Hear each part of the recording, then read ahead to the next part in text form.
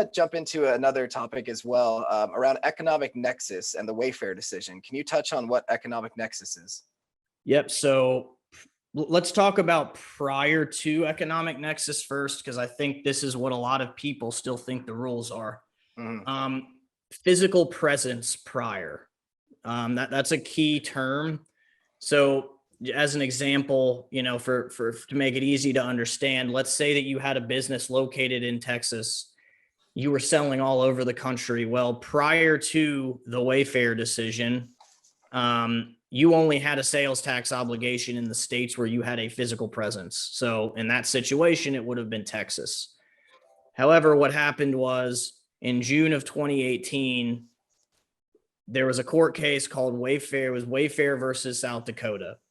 And South Dakota was basically saying, hey, you guys are exploiting our market. You guys are exploiting our, the market in this state. You're selling to consumers in this state, and you're not collecting sales tax. And they knew that the purchasers, who were likely individuals, not businesses, were not, accruing and remitting the use tax, which is what we kind of talked about earlier, the consumption portion.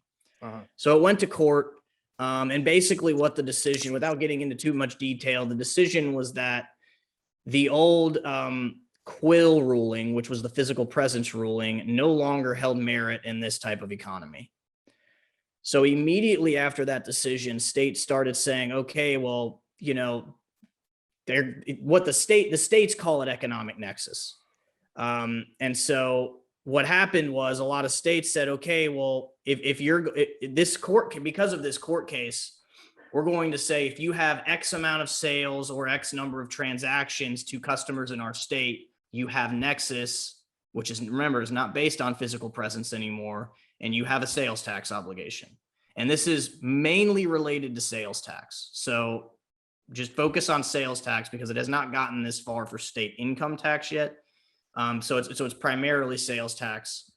And so basically what you'll see is, if you Google any of this, right, like South Carolina economic nexus thresholds, what you'll see is a dollar threshold, which means, usually there are some that are different, but usually it's $100,000 of sales over a 12-month period.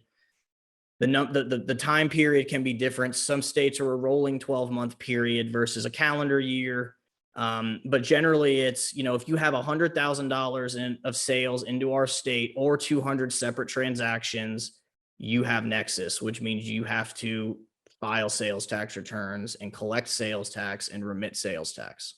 So that's a high level overview of what it is and how it came to be.